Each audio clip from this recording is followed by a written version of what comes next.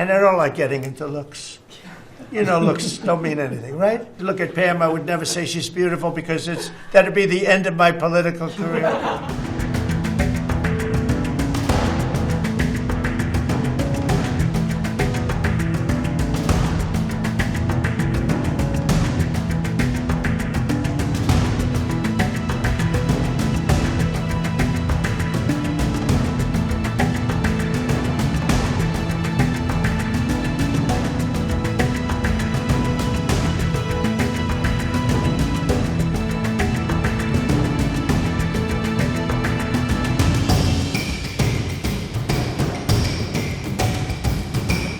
I saw this poor, stupid Chuck Schumer, the guy. He looks like he's aged 100 years, and I don't like getting into looks. You know, looks don't mean anything, right? When you're in politics, looks don't matter. I look at Pam, I would never say she's beautiful because that'd be the end of my political career. Laurie, secretary. But I will tell you, this is the best of all, and they're going to fight me. Like this slob of a governor you have in Illinois, this poor guy got thrown out of his business by his family. I know the family. I was partners with the family. Nice family. I like the family, but he was no good. They threw him out. He's governor of Illinois, and he goes about Trump, we don't need his help. Chicago is the worst. These places are really bad. Crime in D.C. was the worst it ever was. You know, they make up stories. Crime in D.C. was the worst ever in history.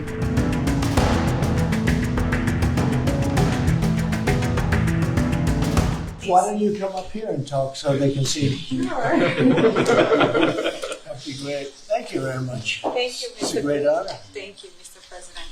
So, as Karoline has mentioned, President, first of all, I want to let you know that I'm the only African reporter accredited here at the White House and I cover for the entire continent. So I just arrived from Congo, Democratic Republic of the Congo, yesterday. I went to see firsthand how the people is feeling and the president's message, President Felix Tshisekedi, about this upcoming peace deal. And let me tell you firsthand what I witnessed myself. I spoke with the people on the street. I spoke with youth. They know your name. They know that our president named President Trump is working hard to finally bring peace to the country. I saw hope. They have hope now for a better day in Congo.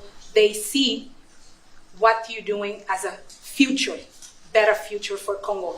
And I had an opportunity to sit down with President Felix Tshisekedi for an interview because I want to understand his mind, what he's thinking, his feeling about everything that your administration is doing.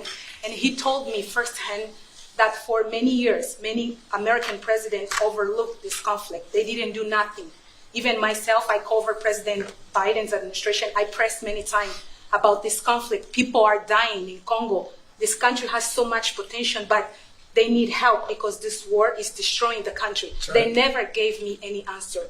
And he told me, President Tshisekedi, that you have no idea, he's very thankful for what you're doing, for what your administration is doing. Not only him, the entire Congolese people, they see that finally they will have hope. And President Tshisekedi also mentioned at the end of my interview that when peace finally comes to the Democratic Republic of the Congo, he's thinking to nominate you as a Nobel Prize Peace because he said you have been working to bring peace in the world, not only at the Congo, and he's very hopeful to meet you in the future. That's so nice, boy, and that's so beautifully stated. And Karoline said, number one, she did say, and I shouldn't say this because it's politically incorrect, she said, she's beautiful, and you are beautiful. I'm not allowed to say that, that could be the end of my political career, but I'll say it anyway. But you are beautiful, and you're beautiful inside. So I wish I had more reporters like you. You covered Africa for a long time? Yes, for over 10 years. Wow. I covered even your first administration. Yes, I know that. That's great. Well, thank you. That's so nice that you said that. Appreciate it. And I have one more question, yes. Mr. President. Since we know in July or in the future, both President of Rwanda and the Congo will be coming to the United States. In Africa, President John Lorenzo, the president of Angola, he is also the leader of African Union. Good. He worked very hard to bring peace, but unfortunately... Let's get him here. Yes. That's okay? Would you invite him for me? Of course. Okay? No job. I know that he works very hard, and he's the head of essentially the union. So the union all over Africa, not the kind of union that we have. This is the union all over Africa, and I'd love to have him. So you'll let him know. Of course, Okay? Mr. President. Thank you very much. Thank you. Good. Now you go back to where you belong, right? That's great. That was a great job. It's real knowledge and real heart, too. Congratulations.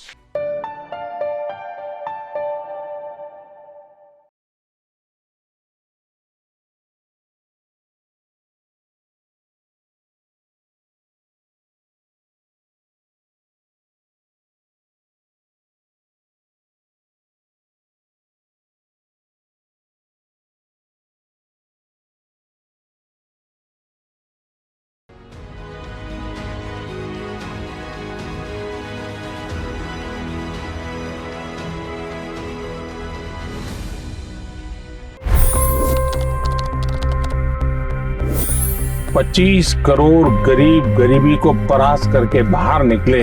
For the good of our nation, let's work together and let's truly make America great again.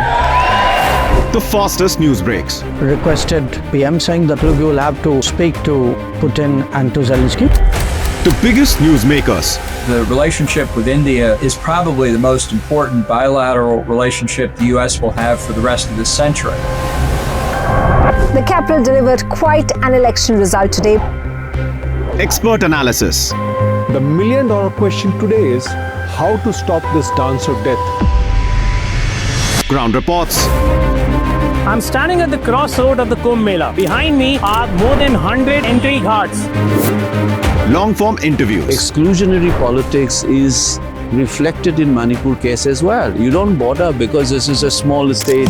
Deep dive into burning issues. It's often said DRC could be the richest country in the whole world. It's because of what sits underneath. Why exactly did the US topple the Sheikh Hasina government? HT videos. We don't just break news, we break it down.